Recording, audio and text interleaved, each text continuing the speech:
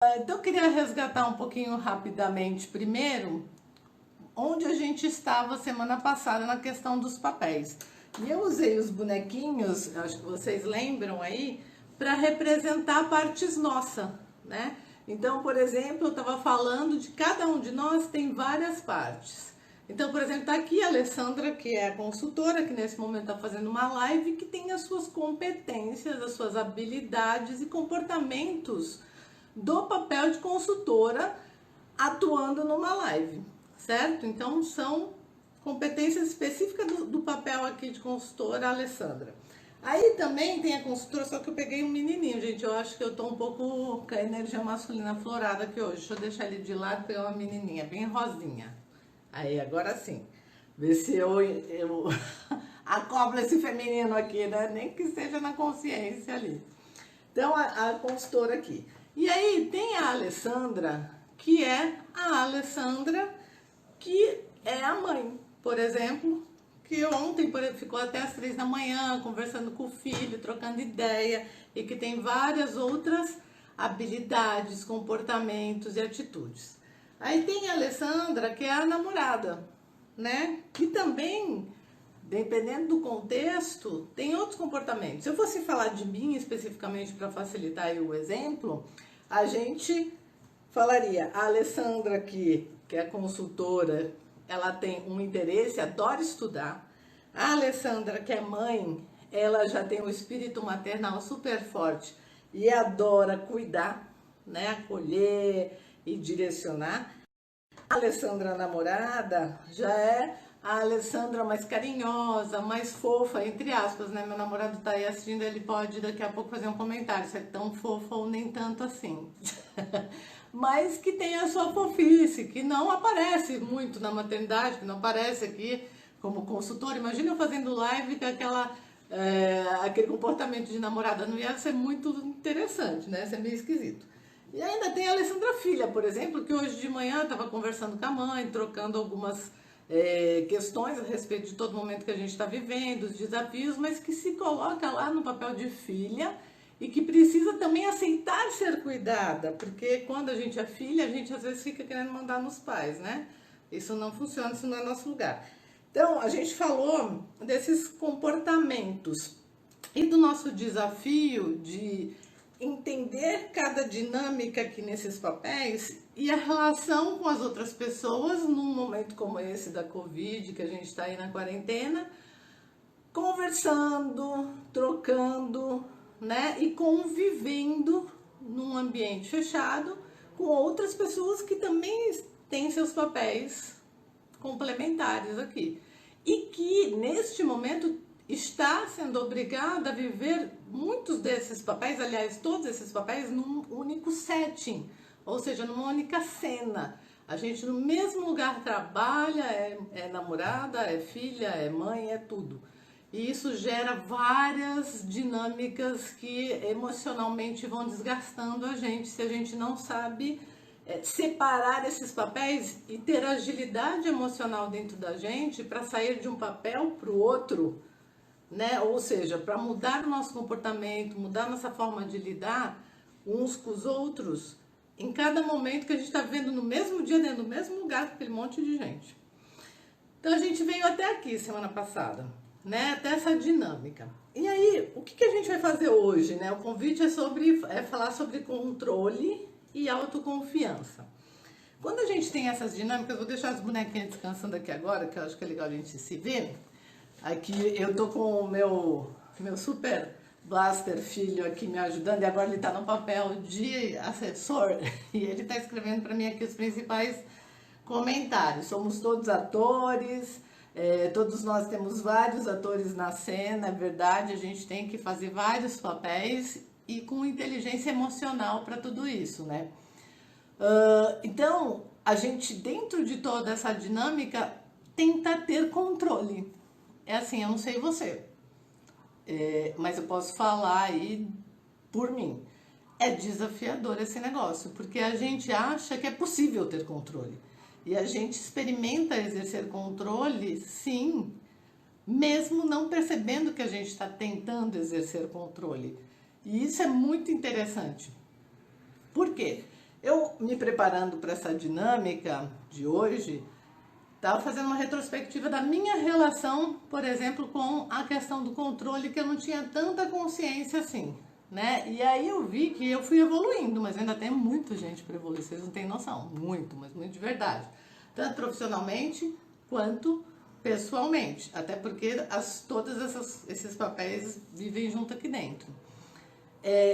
A questão da necessidade de controle, ela está a serviço de algo. Vocês que estão aí me vendo e estão teclando e tudo mais, eu gostaria que vocês me falassem, na opinião de vocês, por que vocês acham que a gente faz esse esforço, a serviço de quê tá esse esforço de querer controlar tudo, todo, o tempo inteiro, todas as situações? Me contem aí. O Joézer está falando sobre inteligência emocional, né, do Daniel Goleman. É bem legal. Eu adoro Daniel Goleman. Então, me contem aí, o que vocês acham? Quem não tem certo nem errado, só pra gente trocar aqui. O Almeida está falando que está se policiando para essa questão aí do controle. Eu acho que quando a gente começa a perceber e olhar, a gente já está fazendo um exercício.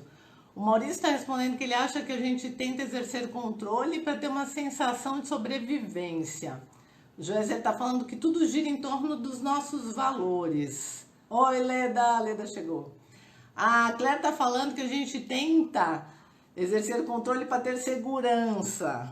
É bem legal. Todas essas questões que vocês estão trazendo faz todo sentido e gira em torno dessa órbita.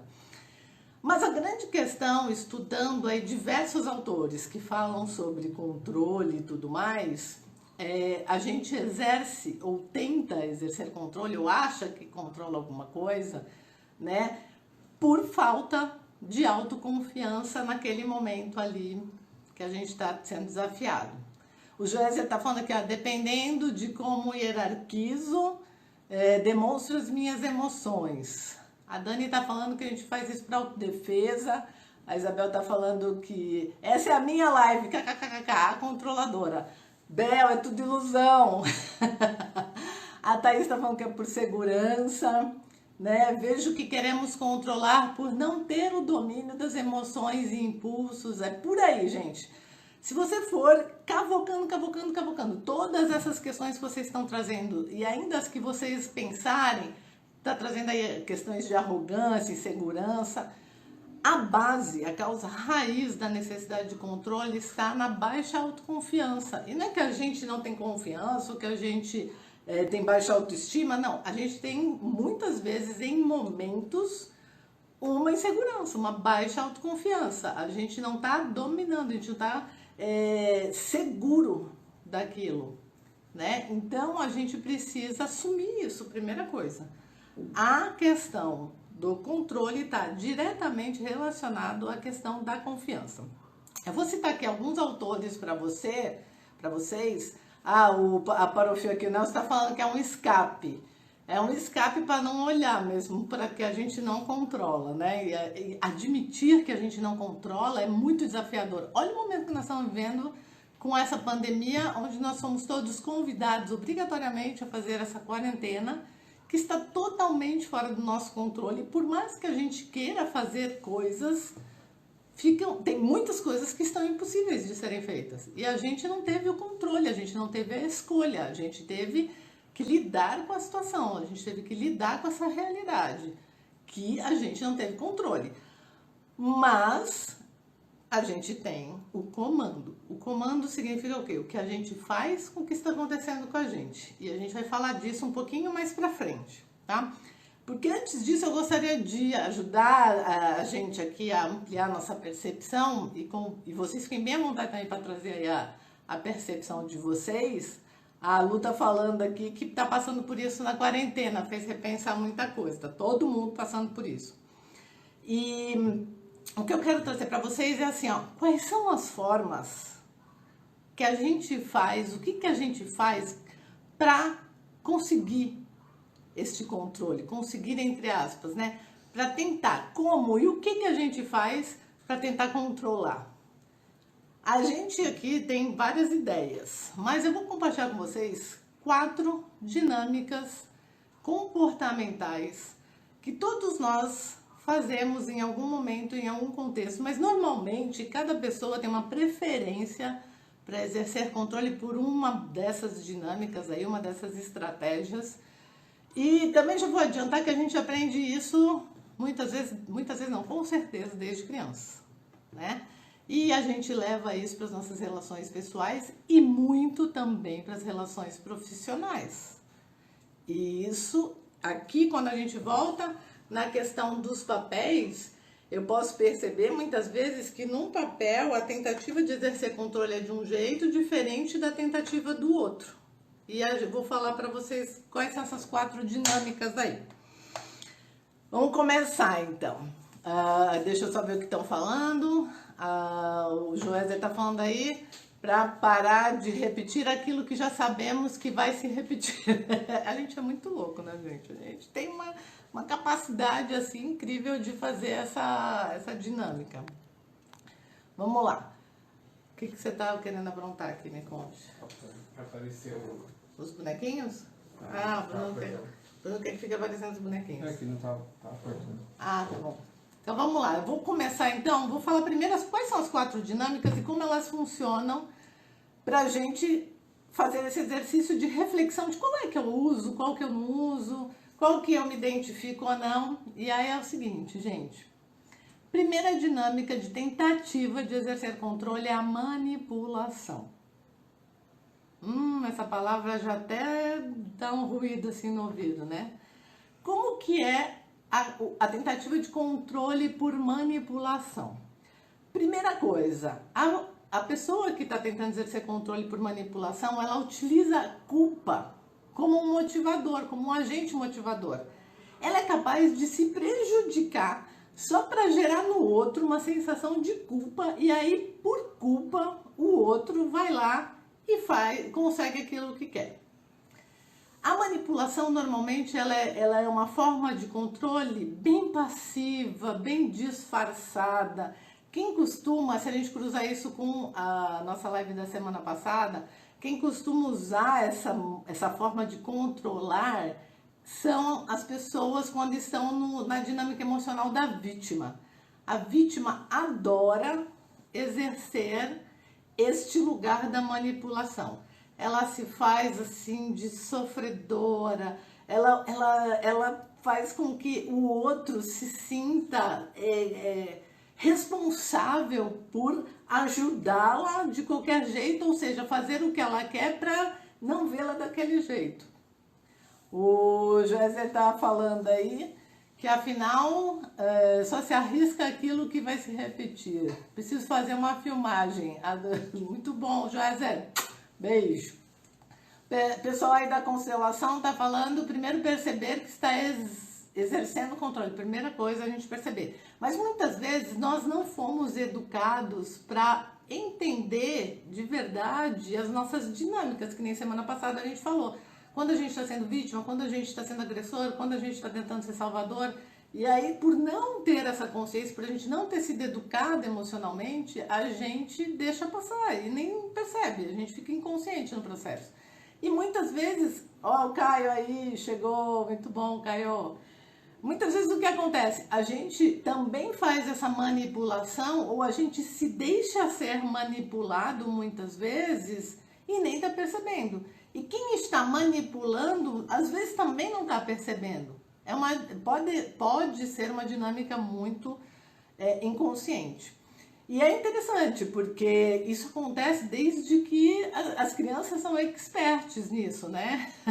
O pai vê uma criança lá chorando, tribuchando, e aí, de repente, ele vai ficar com aquela culpa, meu Deus do céu, o que eu faço? Vou lá, tendo aquela manipulação, que não deixa de ser, né? Aquele choro danado lá só para deixar o pai com culpa, a mãe com culpa e fazer o que a criança quer. E aí, o que acontece? Quando cresce, na família, aprende que fazendo isso, consegue o que quer. E aí, faz lá toda a sua dinâmica muito passiva, né? Onde ela joga com essa culpa, a criança aí, adulto, né? Já adulto, joga essa culpa nas relações familiares, nas relações íntimas e acaba conseguindo o que quer. E quanto mais faz e consegue o que quer, mais acha que é assim que se consegue as coisas. Aí vai pro mercado de trabalho, vai lá para a empresa. Quando vai lá para a empresa, as coisas já não são tão simples assim.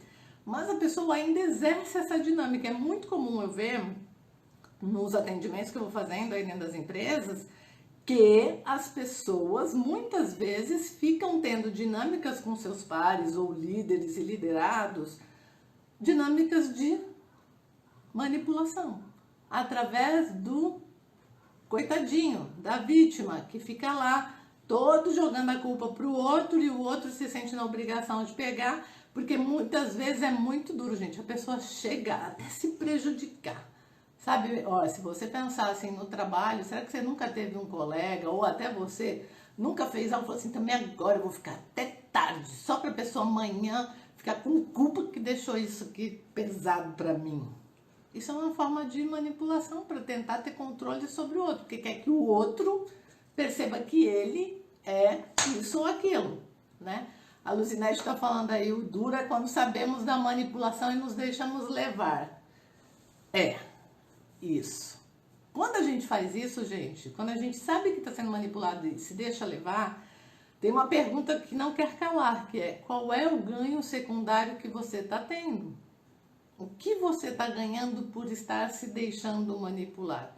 Existe um ganho secundário, que é você precisa perceber para você ter aquela consciência. Pode estar falando aí aquela maldadezinha, uma maldadezinha, muitas vezes inconsciente, mas é. Bruno, tinha escrito alguma coisa aí para mim de raciocínio? O que é? É quando você Fale aí. termina o raciocínio e abre para dúvida. Legal. Ah, o Bruno tá sugerindo aqui de eu fazer toda a linha de raciocínio e aí abrir para as perguntas de vocês. Mas vocês vão colocar nos comentários, que ele tá aqui me ajudando hoje, e ele vai anotar todos os comentários e perguntas para, então daqui a pouco eu seguir aí para tirar as dúvidas. Então tudo bem, gente? Pensa aí, uma forma de tentar exercer controle é manipulação. De 0 a 10, quanto que você acha que você exerce isso nos outros? E de 0 a 10, quanto você consegue agora identificar facilmente isso nos outros? Você consegue perceber? Depois coloca aí para mim, se você tem essa percepção aguçada de conseguir olhar e ver de repente que você está manipulando ou que alguém está tentando manipular. É legal a gente saber disso. Aí vamos para o segundo ponto. O segundo ponto de tentativa de controle, a segunda estratégia para tentar exercer controle é a defraudação. Alessandra, que defraudação, que negócio é esse?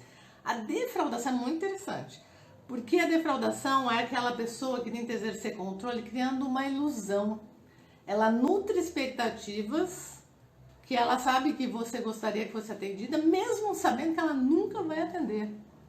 Só para conseguir que você faça aquilo que ela quer. É desafiador pensar nisso também. E quando a gente para perceber e se dá conta dessa dinâmica, é importante ver que tem uma coisa, tem uma máxima aí em volta, né, na órbita dessa situação da defraudação, que diz respeito muitas vezes a iludir, né? Iludir o outro a respeito do que ele pode esperar de mim, mas que eu sei que eu não vou dar. Só que eu faço de conta que eu vou dar. E assim, fazendo desse jeito, é uma forma também passiva de controle, eu vou com a dissimulação, né? Uma dissimulação aparente, eu crio uma verdade que não é real, mas que eu quero que a pessoa acredite para que eu consiga aquilo que eu quero. É incrível, parece que a gente não... A Luzinete está escrevendo, precisava me lembrar, Alessandra. Então, assim, a gente realmente fica à mercê muitas vezes porque a gente acredita, porque a gente acha que pode confiar. E é sobre confiar que daqui a pouco a gente vai falar, né? Porque como que a gente faz para lidar com essas situações de controle, manipulação, defraudação, né? E aí a gente observa e reconhece. O meu convite para vocês hoje aqui é que a gente consiga, com esta conversa, com esse bate-papo, ficar mais atento para conseguir perceber, primeiro, quando eu estou tentando exercer controle, e segundo, quando alguém está tentando exercer controle sobre mim. Porque quando eu estou tentando exercer controle, eu vou ter que entender o que é que eu estou precisando e que eu não estou sabendo realmente solicitar. Eu estou insegura, eu estou inseguro, a minha autoconfiança nessa situação está baixa, então eu estou preferindo manipular do que me posicionar. Então, tem todas essas questões aí. Aí vamos para a terceira aqui, para a gente seguir o raciocínio e depois a gente começar a construir soluções. A terceira questão, né, de estratégia de manipulação é a bajulação. Sim, aquela puxação de saco forçada. A Isis acabou de escrever, Alessandra do céu, um soco no estômago. Ah, muito bom, perfeitas colocações, né? O Bruno vai anotando aí as perguntas, tá, Claire? E aí a bajulação, como é que funciona? A bajulação funciona do seguinte, eu invalido, muitas vezes, eu elogio o outro, além do necessário, eu faço todo um esforço para elogiar o outro. Eu também a bajulação, ela é uma dinâmica de controle, de tentativa de controle, meio passiva, meio ativa ali, e ela coloca o outro numa situação de divindade. A bajulação, a gente sobe a autoestima do outro, faz ele se sentir o máximo e tudo, e de um jeito tão potente, que a pessoa fica pensando assim, meu Deus, agora tenho que atender a expectativa dessa pessoa, porque ela vê tanto em mim, vê tanto em mim, vê tanto em mim, eu não posso decepcionar essa pessoa. Isso não deixa de ser uma forma de controle. Eu não sei o quanto cada um de vocês aí está se identificando com a bajulação, porque a bajulação não é só puxar o saco diretamente, pode ser também aquela coisa de você ficar super valorizando, super valorizando, super valorizando, só para o outro se sentir em dívida. Também é uma forma de controle. E aí vamos para a quarta e última forma de controle, que é a intimidação, que é a mais aparente, porque ela é mais agressiva, ela é mais ativa, né? Na bajulação, na intimidação, o que eu faço? Eu invalido a capacidade do outro de conseguir o que ele quer, porque ele vai ter que fazer o que eu quero. Por intermédio da minha força, muitas vezes do meu poder, eu trato essa pessoa com desdém, eu faço ela se sentir menos. Então, eu acabo intimidando a pessoa para que eu consiga deixá-la fraca a ponto dela querer e se sentir na obrigação de ter que fazer o que eu estou falando aqui. A Silvia está falando também, seria bom ter um slide com todos os passos. Ah, Silvia, a gente vai postar logo depois aqui da live um carrossel com um resumo de tudo para que vocês tenham aí facinho para vocês. A Bel tá falando, tem sempre aquela amiga que te elogia ao extremo para vir depois e fazer um pedidinho, um favor. Sim, é legal a gente perceber. E quando a gente faz isso, também é legal a gente perceber, pra gente entender, será que não tem outro jeito de conseguir isso? Né? Então, a gente precisa se colocar. A Silvia tá falando aí, criar dívidas é um ótimo controle. Isso, exatamente por aí, né? A bajulação, a gente fica tentando criar dívida para depois querer cobrar do outro um retorno.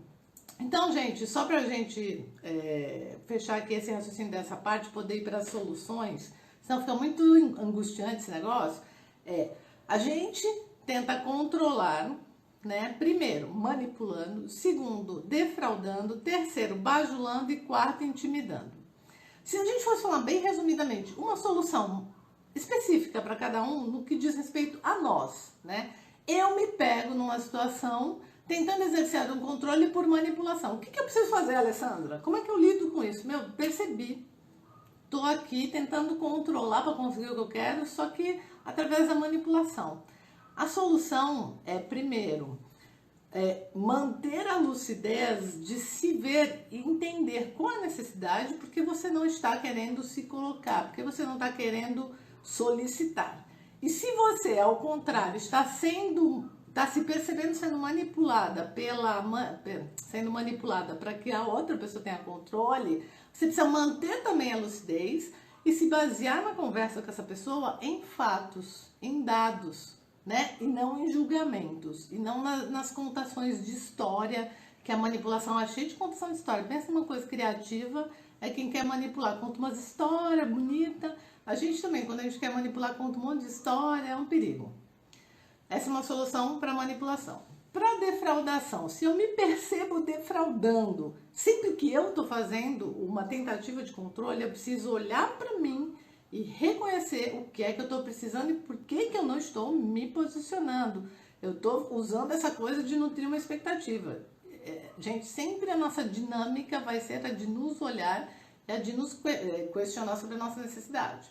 Mas se a gente percebe alguém querendo manipular a gente, o que a gente faz quando alguém está querendo manipular a gente pela defraudação?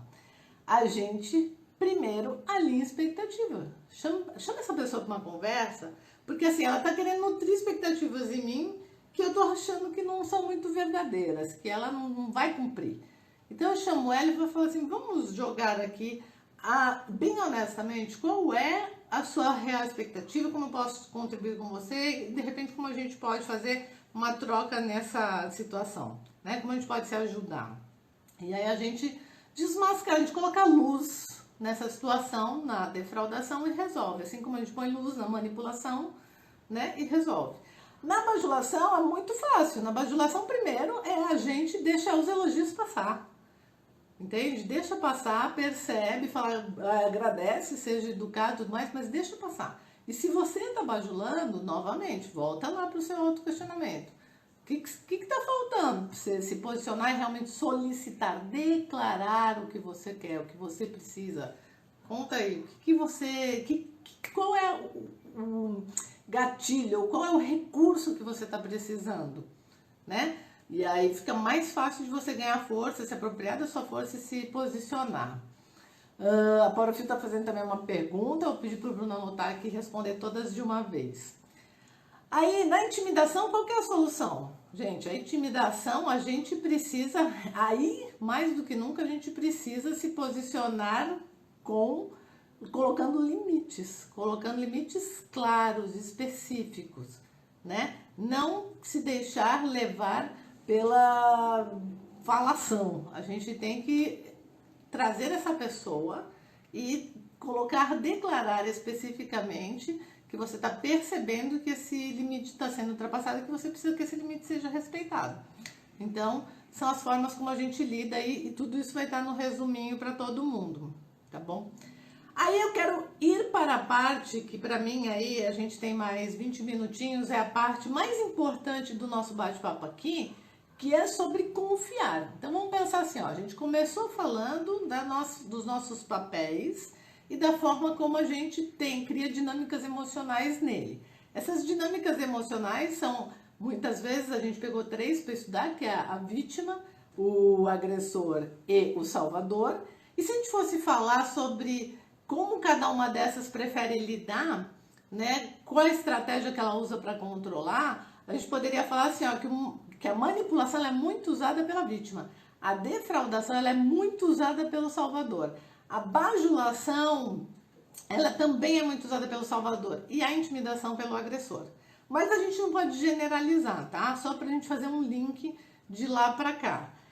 Então, a gente entende os nossos papéis, os nossos comportamentos, as dinâmicas emocionais e a gente admite que em momentos na vida profissional e na vida pessoal a gente quer exercer controle e a gente começa a identificar a partir de agora que eu tento exercer controle, primeiro manipulando, segundo defraudando, terceiro bajulando e o quarto intimidando. Até aqui, tamo junto. Para resolver isso e sair da dinâmica do controle, que é o que a gente está tendo uma baita de uma oportunidade com esse confinamento aqui de exercitar, o que a gente precisa fazer? A gente precisa de um foco principal. E o foco principal é confiar. E aí quando a gente fala de confiar, vem um monte de coisa na cabeça. Se vocês puderem, escreve aí para mim, quando eu falo para vocês, para a gente lidar melhor com a questão da necessidade de controle, o que a gente precisa é confiar. O que vem na cabeça de vocês sobre confiar? Confiar em quem, como? O que vem? Divide comigo aqui para eu saber a trilha mental que vocês estão indo, linkando confiança com a questão do controle. Me contem aí. César chegou também, muito bom. Gustavo. Ah, Bel já matou de cara aqui, né? Confiar em si mesmo é um dos passos, é um dos primeiros passos aí. Tem um autor, gente, e aí eu posso até colocar também depois no textinho que eu for postar para vocês aqui no Insta. Os livros que falam sobre isso são livros que eu amo, que eu consulto, inclusive para fazer aqui a live eu dei uma olhada também.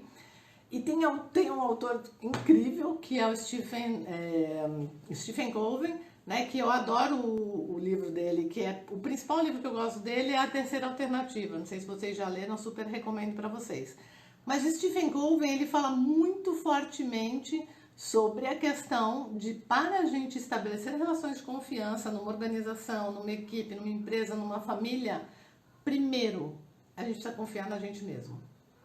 Se a gente não tiver autoconfiança, a gente não vai ter como criar relações de confiança. Aí o pessoal da Constelação está falando de entregar. A Cris já está perguntando como, né? Como? Autoconfiança, com certeza. Sim. O princípio, a base para a gente poder estabelecer relações de confiança é a autoconfiança. Se a gente não tiver isso com a gente, como que a gente vai conseguir disponibilizar isso para o outro? Não tem como a gente dar ou viver algo que a gente não tenha. Aí a gente fala assim, muito simples, né, Alessandra? Super simples. Seja autoconfiante. Nossa, eu fico louca, gente. Vocês não têm noção. Quando eu vou numa palestra, num treinamento, e aí chega aquela hora que o palestrante ou o treinador fala assim, gente, para resolver isso é simples. É só você ser autoconfiante. Empoderamento. Entendeu? É básico. Nossa, eu quero matar, porque é um tema mega, assim, profundo, né? E eu fico sempre me perguntando assim, como fazer esse negócio de autoconfiança? Como, né? Como confiar de verdade? Como na prática? E eu quero dividir aqui com vocês algumas práticas que eu venho acompanhando, estudando, percebendo, para vocês testarem e ver se isso ajuda vocês a criarem relações de confiança. A Silvia tá falando aqui, já falou empoderamento, porofil, né? Aqui a Silvia, confiança é quando as pessoas reconhecem que o que dizemos e praticamos é verdadeiro. Isso aí, tem relação com coerência, Silvia. É nós, né? Então, assim, vamos pro como, né? Porque eu acho que se é autoconfiança, se é para confiar, a gente precisa confiar na gente mesmo, ótimo. E como eu faço disso de dentro de mim virar uma prática fora, né, aqui. Então, eu vou falar alguns autores que eu gosto, só para vocês ficarem aí na telinha mental, mas eu me comprometo depois de pôr para vocês no textinho da publicação da live, que é o seguinte, ó. Tem uma pessoa super legal que eu tô amando, tô apaixonada, chama Susan David, que é muito boa, gente, vocês não têm noção, os livros dela são muito incríveis. A Kim Scott publicou um livro chamado Sinceridade Radical. E ela prega muito que hoje nas empresas e nas relações de uma maneira geral, a gente tem dificuldade de ser sincero. Mas aí, se a gente partir do princípio que a gente quer exercer controle, porque a gente não tem autoconfiança suficiente em algumas situações, como que a gente vai ser sincero radicalmente? E aí o risco é muito grande, né? Aí a gente tem aí Amy Cuddy, que traz a parte mais fisiológica, Paul Zak, que é incrível, ele tem um livro chamado Trust. Então, tudo isso eu vou publicar aí com vocês e eu acho que tem coisa pra gente falar aí por muito tempo em muitas lives. Vamos para as 10, eu elenquei aqui 10 iniciativas, 10 ações que a gente pode pensar e hoje eu vou citá-las e trazer um rápido insight sobre cada uma delas para que você comece a pensar também na questão da autoconfiança e exercite uma delas. E depois, em cada live, a gente pode ir aprofundando todas uma a uma. Primeira coisa, gente, para a gente ter autoconfiança, a gente precisa ter clareza das nossas competências e dos nossos pontos fortes. Nós fomos criados numa metodologia, inclusive de educação, de escola, que fortalece e valoriza os pontos fracos. O tempo inteiro só se fala do gap, né? O tempo inteiro só se fala do que falta, o que falta aqui, o que falta ali. E a gente não se apropria dos nossos pontos fortes. E aí, como coach, eu posso falar para vocês como é que a gente vai ter autoconfiança se a gente ficar focando só nos nossos gaps. Aí a gente fica muito manipulável, principalmente se a gente tem pessoas que fazem isso com consciência. A pessoa pega pelo nosso gap e manipula a gente cai. Então, o primeiro passo para a gente ter autoconfiança é a gente se apropriar da nossa listinha de competências, da nossa listinha de pontos fortes, escolher 1, 2 ou 3 para potencializar. Por quê? Porque quando eu ponho energia em algo que eu já tenho de bom, isso dá resultado muito mais rápido, isso se fortalece, isso alavanca minhas ações. Se ao contrário, como algumas pessoas fazem, fica lá batendo no ponto fraco, tem líder que fica só batendo no ponto fraco dos liderados, pais, mães que ficam batendo no ponto fraco dos filhos, criticando, a criança ou o liderado fica lá enlouquecido, tendo que fazer um baita esforço para desenvolver uma coisa que ele não tem competência para desenvolver. Por mais que ele faça da melhor maneira, não vai sair super bom. Então a gente precisa usar o que a gente já tem de bom. E a gente precisa se potencializar disso. E mostrar para o mundo estas habilidades, essas competências, essas atitudes, esses pontos fortes. E ele ficar a favor da gente. Essa é a primeira coisa. Foca no seu ponto forte e usa ele.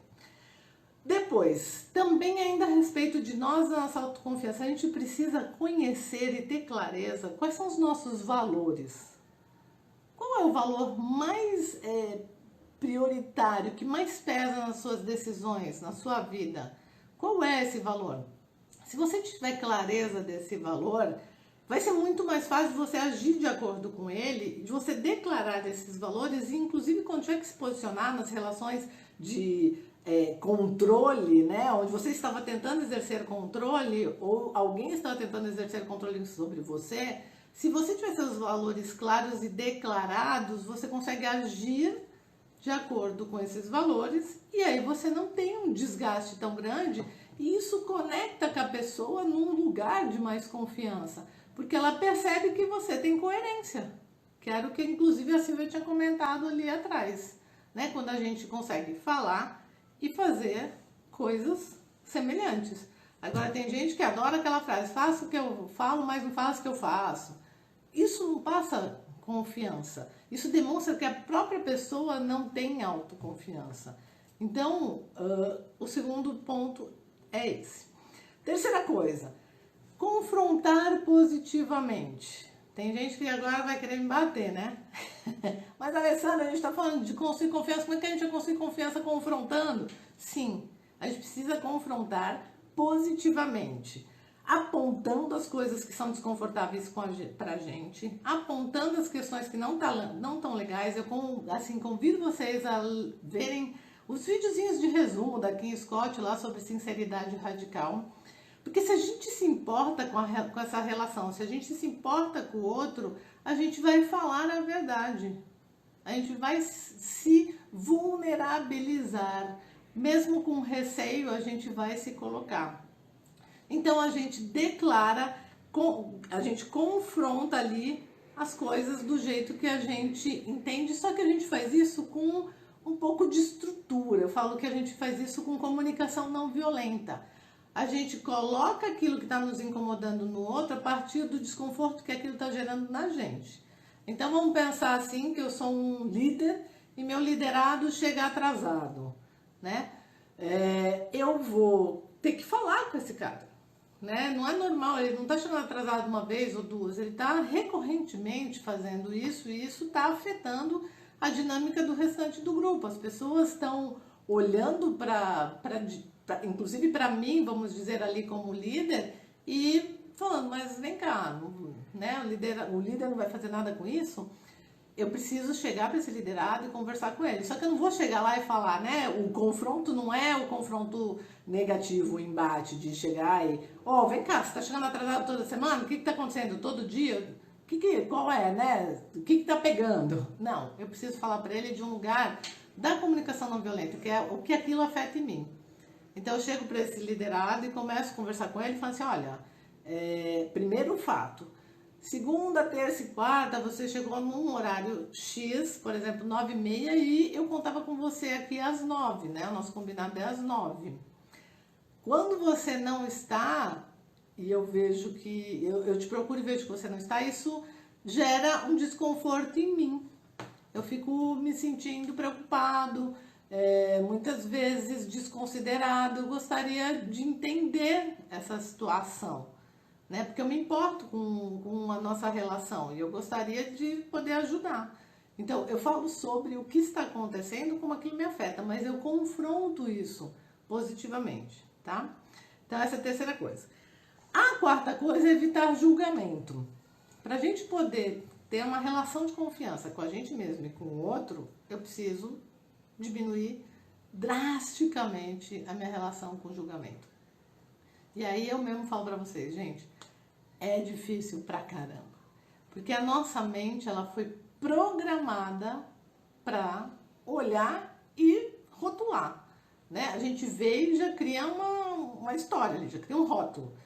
E para a relação ser uma relação de confiança, para não precisar ter o controle, primeiro eu preciso parar de me rotular, porque muitas vezes a gente faz isso com a gente mesmo. E segundo, eu preciso parar de ficar criticando o outro e começar, ao invés de criticar, de julgar, eu pegar esta mesma dinâmica e começar a ficar mais curioso, mais curiosa. O que está acontecendo com o outro? Né? Em vez de eu falar assim, nossa, olha que folgado, só chega atrasado, meu, que desinteressado. Talvez eu possa mudar isso para um lugar de, o que será que está acontecendo com o outro que está fazendo ele chegar atrasado desse jeito? Isso muda totalmente a dinâmica e fica mais fácil de estabelecer confiança. Uma relação de confiança, de eu confiar no outro e o outro poder confiar em mim. Depois, quinta coisa aí, né? Ser genuinamente generoso, generosa. O que é isso, ser genuinamente generoso, generosa? Acho que tá andando de mãos dadas aí com o não julgamento. Diz respeito a gente querer nas relações com a gente mesmo primeiro e depois com o outro, despertar coisas boas, proporcionar sensações boas. E aí entra o Paul Zek, que eu falei para vocês, que é um pesquisador neurocientista maravilhoso que estuda o efeito da ocitocina nas relações, inclusive nas relações profissionais.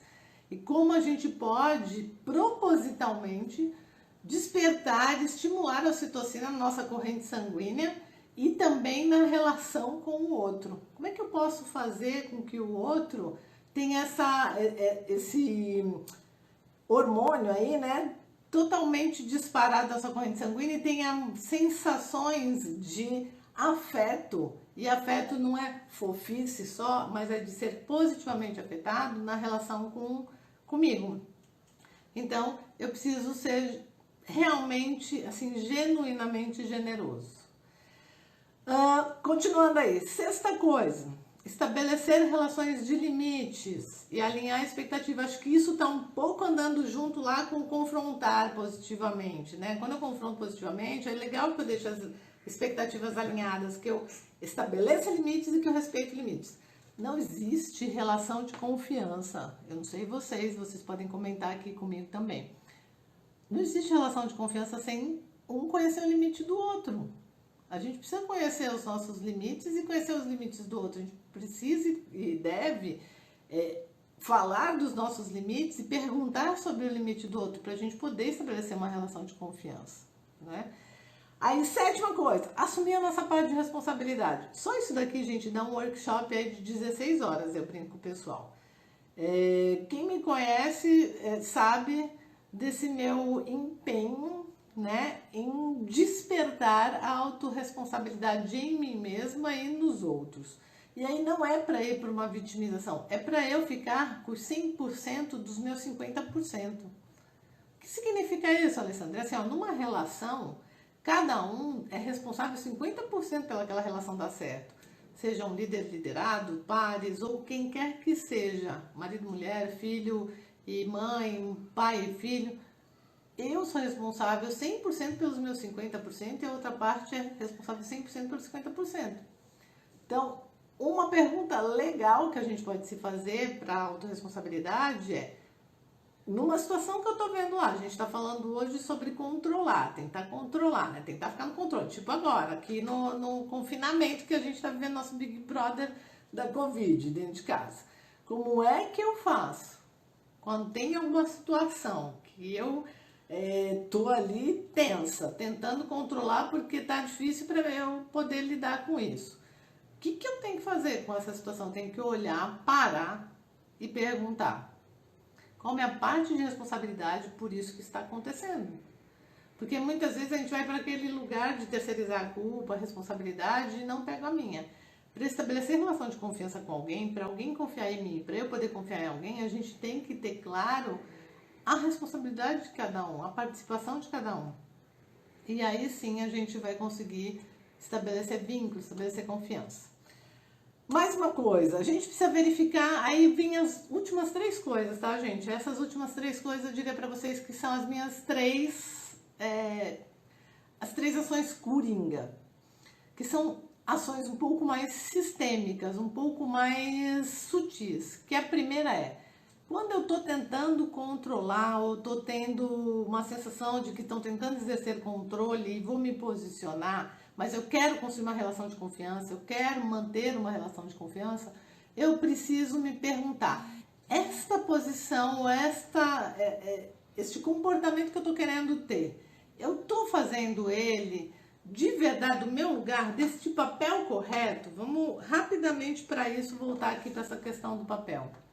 Será que quando meu filho lá tá, de repente, pedindo a minha atenção, né? E eu quero falar para ele que neste momento não é possível. Eu tô falando como mãe ou eu tô falando como chefa, né? Que tá aqui trabalhando. Porque se ele tá no papel de filho, eu tenho que estar no papel de mãe para poder me colocar. E vice-versa, né? O seu namorado, sua namorada solicita atenção e você tem ainda algumas coisas para fazer. Como é que você responde? Como namorado ou como profissional que está lá estressado que tem um prazo para entregar aquilo? Então eu preciso ver a posição, qual é o lugar, de que lugar interno, qual a minha posição, qual destas atribuições aqui que eu tenho, da onde eu estou respondendo. Porque muitas vezes eu vou perceber que é muito fácil eu retroalimentar o controle do outro ou o meu próprio controle nocivamente, me colocando de um lugar que não é o correto. E aí eu não consigo criar relações de confiança. Aliás, eu diminuo ainda mais a possibilidade de confiança. Então vamos continuar aí, tudo bem? Estamos aqui junto, né? Só faltam 2. A outra coisa é checar se nesta relação que eu estou tentando exercer controle, eu consigo e eu estou sendo justa no equilíbrio do dar e receber. Será que eu estou dando mesmo que eu estou recebendo? E eu também estou tomando, cobrando o que é justo para que a gente fique equilibrado? Então aí a gente já tem uma grande questão, né? Porque muitas vezes a gente dá, esperando que o outro receba, o outro queira nos trazer de volta, e a gente fica na expectativa de receber de volta, e muitas vezes não recebe, aí a gente fica frustrado, porque a gente fez, mas o outro nem tinha pedido. Enfim, então, dar e receber, para a gente ter relação de confiança, precisa estar em equilíbrio. E para fechar, a gente precisa averiguar o nosso senso de pertencimento. Para eu ter uma relação de confiança, eu preciso me sentir parte daquela cena, daquela situação. E para eu fazer com que o outro confie em mim, também eu preciso mostrar para ele que eu me importo e que ele faz parte. Eu passei aqui rapidamente dando insights para a gente ampliar a percepção sobre a questão de como fazer para a gente estabelecer autoconfiança e confiar, criar relações de recíproca confiança. E agora eu gostaria que vocês me fizessem as perguntas para a gente poder ir para o nosso fechamento por causa do tempo, porque acho que só faltam uns minutinhos aí para nossa live encerrar. Tô vendo aí o pessoal, cada um no seu quadrado, o pessoal tá falando, confusão de papéis gera muitos desconfortos. A Claire perguntou aqui qual a diferença de defraudação e manipulação. A manipulação, a pessoa, ela trabalha com a culpa, Claire. Ela faz o outro se sentir culpado e por conta da culpa ele faz o que você quer.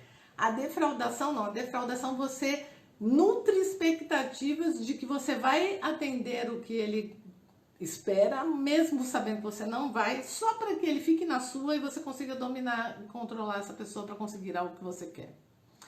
E aí, a Parofil está falando, e quando você acha que está manipulando e a real é ao contrário? Aí isso é muito incrível, né, gente? A gente acha, é a lei de Gerson, assim, a gente acha que está tendo vantagem e tal, só que quando a gente percebe, na verdade, isso não está bem assim.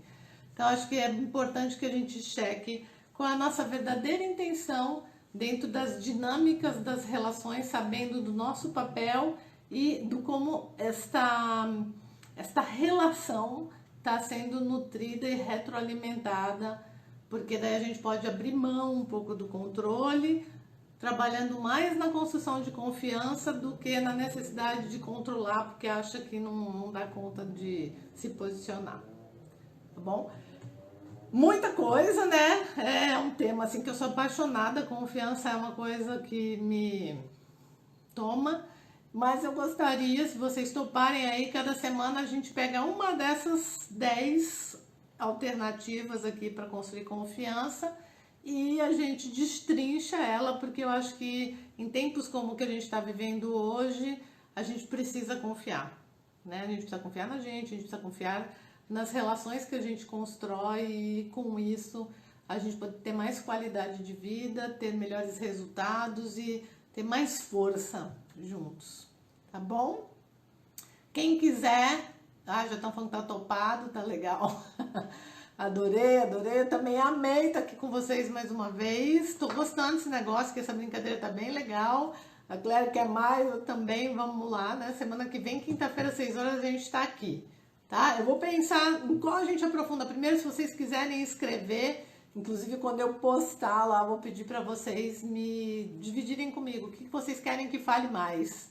Mas acho que a gente aprofundar nas questões de papéis, confiança, tem muita coisa aqui pra gente destrinchar que vai ser bom pra gente, né?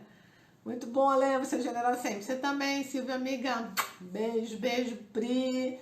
Beijo, Dani, Luzinete, Nelson, Sofia que tá aí junto com o Nelson, certeza, né? Todo mundo. Gente, muito obrigada e até semana que vem, viu? Até já. Uma semana passa rapidinho. Tchau. Encerrar o vídeo.